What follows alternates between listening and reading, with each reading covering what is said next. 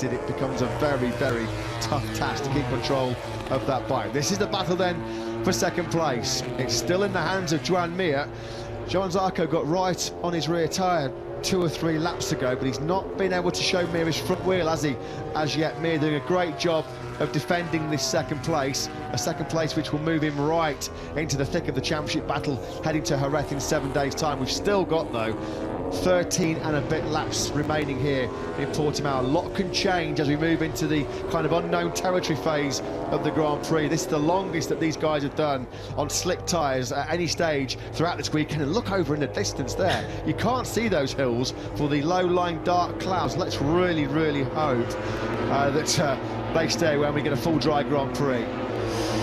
Yeah, looking at Jack Miller, he would appear to have responded in the battle with Aleix Spargaro and Alex Rins just behind him. Miller has picked the pace up on that last lap around, back into the 139s. He's still lost a tenth to Aleix Spargaro and Alex Rins, who did 139.8 to close the gap once again. Behind them is Miguel Oliveira, who's in a relatively lonely 7th at the moment. Marc Marquez is trying to close the gap on his brother Alex. They could soon be battling for 8th position, but Marc Marquez still 1.9 seconds behind his younger sibling. Really good job this by Pecco Bagnaia. You've got to give him so much credit. He'll be feeling so second-hand, so sore. A couple of real confidence-sapping crashes on Friday and yesterday. That second crash yesterday in qualifying 1, the high side on that slick tyre when he clipped the wet patch on the exit of turn 1. That was a real nasty slap down on his head and his right shoulder. So any kind of points that Bagnaia can rescue here today will be very, very precious indeed. Frustration then for this man, Enea Bastianini. It's been his first big blunder in a Grand Prix so far this year, and he knows it's going to cost him the lead in the MotoGP World Championship. We're looking back at him now from Marc Marquez into turn number 8. That went so early. He was... Simon.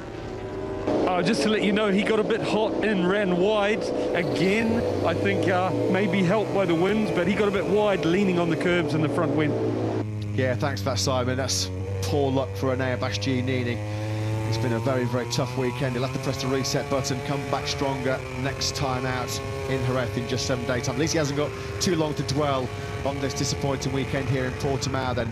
Joan Zarco not close enough to use the slipstream to attack Joan Mir down the hill into turn 1. You can see how hard Mir is having to work to hang on to this second place. That Suzuki slipping and sliding and snaking around underneath him down the hill into turn number 1. But at the moment, the Mir resistance is paying off as Jack Miller is starting to come back into contention here for second place. Credit to the Aussie. He's just fired in a 1:39.671, his personal best lap of the Grand Prix, and all of a sudden that gap between Zarco and Miller's down to just over a second. In fact, now in sector 1, Miller has found another 2 tenths. It's down to just 8 tenths of a second. Game on for Miller and back-to-back podiums in 2022. The Australian was the fastest rider on track last time around as well. He was even quicker than Fabio Quartararo, who I can't remember Fabio Quartararo even been out of the 139 since the second lap of the Grand Prix. He just continues to plough away in the 139s, just proving what we've always thought about Fabio Quartararo. Give him empty tarmac and there are few better in the world at the moment. That's exactly what he's got, 3.5 seconds up the road. Whether Joan Zarco is comfortable here just sitting behind Joan Mir, I guess we'll soon get our answer, because if Jack Miller starts to close in on the back of Zarco, he might well be forced into action. Yeah, this is going to be a relatively relaxing cruise here for Fabio Quartararo in Portimao. Utterly dominant. Superb performances by the reigning world champion. He's kept his chin up, he's kept his motivation high despite some disappointing results so far. 9th in Qatar to start. The defence of his title was not what he was hoping for.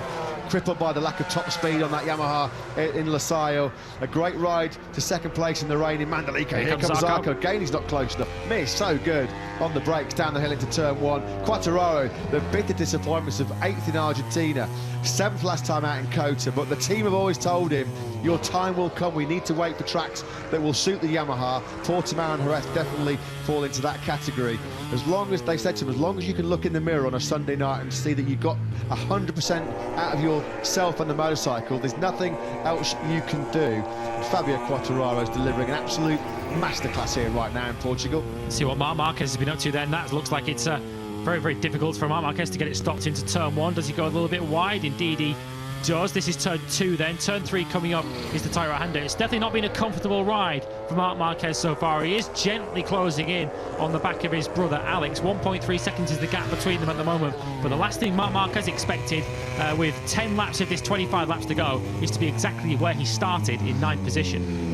Jack Miller sniffing a bit of Prosecco here. He fancies this podium battle, doesn't he? Because he's been superb over these last 5 or 6 laps to get himself right back in the hunt behind Zarco and Mir. Zarco just cannot find a way through at all on the bright blue Suzuki of Joan Mir.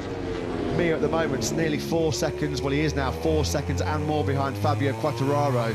He hasn't got to worry about Fabio Quartararo, he's got big problems coming from behind. Zarco, again, this is where the Suzuki should be stronger in theory, using its agility and its superior corner speed here. And now then, will Zarco be close enough with a bit of slip? Was there a bit of wheelie there from Mir as well, coming out the final corner? I think there was.